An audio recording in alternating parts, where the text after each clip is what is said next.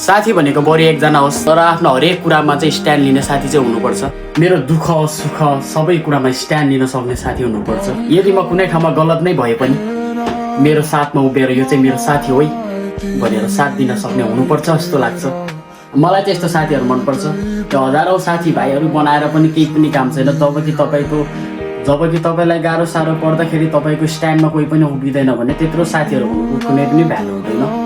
तर तपाईँसँग एक दुईजना साथीहरू छ तर तपाईँको दुःख सुखमा हरेक ठाउँमा स्ट्यान्ड लिन्छ भने त्यो नै बेटर हुन्छ जस्तो लाग्छ मलाई चाहिँ। र म पनि स्ट्यान्ड लिन्छु, चाहे मेरो साथीले गलत काम नै गरेको किन नहोस्, चाहे मेरो साथी गलत नै किन नहोस्, तर पनि म उसको स्ट्यान्डमा उभिनेछु। किनभनेदेखि म पनि त्यस्तै छु र मलाई पनि यस्तै साथीहरू चाहिँ बेस्ट लाग्छ।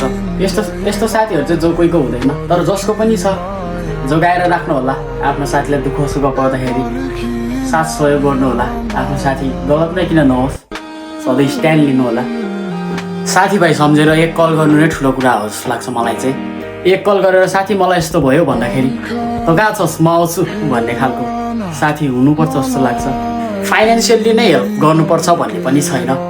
हामी गरिब छौँ अवश्य, हामी सबै गरिबै त हो नि। ऊ पनि गरिब म पनि गरिब होइन। उसको सिचुएसन पनि मलाई थाहा छ, मेरो सिचुएसन पनि उसलाई थाहा छ भनेपछि यस्तो त्यो पैसाले नै फाइनेन्सियल्ली नै हुनुपर्छ भन्ने पनि जस्तो पनि लाग्दैन। यदि मलाई कसैले हेपिरहेको छ र मेरो साइडमा भएको साथीले चाहिँ त्यसमा कुनै पनि रियाक्सन लिँदैन, कुनै पनि स्ट्यान्ड लिँदैन भने चाहिँ म त्यस्तो साथीलाई चाहिँ आफ्नो साथी नै मान्दिनँ क्या।